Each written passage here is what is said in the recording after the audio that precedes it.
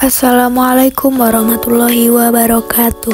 Perkenalkan, nama saya Nasyalia Alfa Maharani, NIM 330102400040 dari kelas HKIP. Saya akan menyampaikan tafsir surat Az-Zariyat ayat 56 menurut Profesor Quraisy Shihab dalam tafsir Al-Misbah.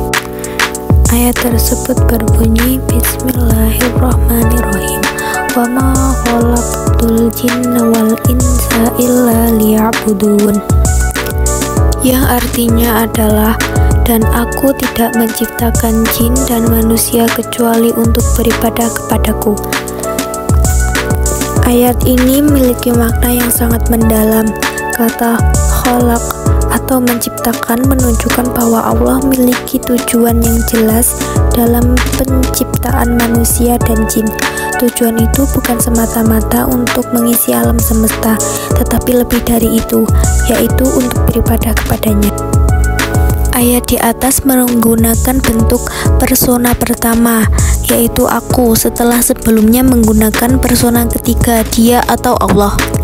Ini bukan saja bertujuan menekankan pesan yang dikandungnya, tetapi juga untuk mengisyaratkan bahwa perbuatan-perbuatan Allah melibatkan malaikat atau sebab-sebab lainnya.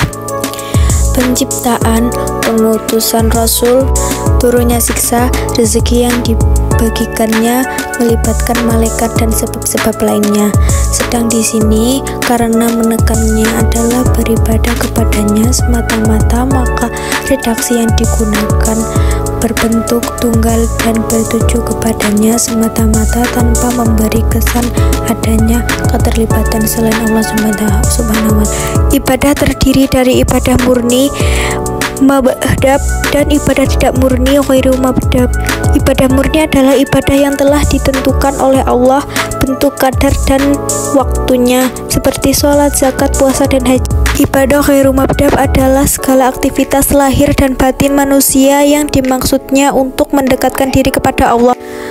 Tabat Habai memahami huruf lam pada ayat yang ditafsirkan ini dalam arti agar supaya, yakni bertujuan penciptaan manusia dan jin adalah untuk beribadah. Ulama ini menulis bahwa tujuan apapun bentuknya adalah suatu yang digunakan oleh yang bertujuan untuk menyempurnakan apa yang belum sempurna baginya atau menanggulangi kebutuhan atau kekurangannya. Tentu saja hal ini mustahil bagi Allah Subhanahu wa ta'ala karena dia tidak memiliki kebutuhan. Ibadah adalah tujuan dari penciptaan manusia dan kesempurnaan yang kembali kepada penciptaannya itu. Allah Subhanahu wa ta'ala menciptakan manusia untuk memberinya ganjaran, yang memperoleh ganjaran itu adalah manusia, sedang Allah sama sekali tidak membutuhkannya. Adapun tujuan Allah, maka itu berkaitan dengan zatnya yang maha tinggi. Dia menciptakan manusia dan jin karena dia adalah zat yang maha.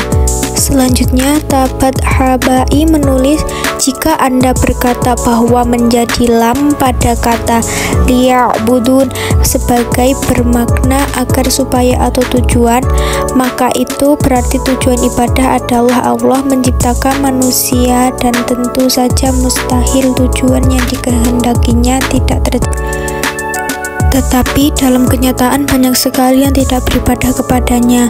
Ini adalah bukti yang sangat jelas bahwa huruf lam pada ayat di atas bukan arti agar supaya atau mengandung makna tujuan, atau kalaupun ia mengandung makna tujuan, maka yang dimaksud dengan ibadah adalah ibadah dari segi penciptaan, bukan dari segi taklif atau pembebanan tugas, seperti firman-Nya, dan tak ada satupun malaikat bertasbih dengan memujinya. Quran Surat Al-Isra.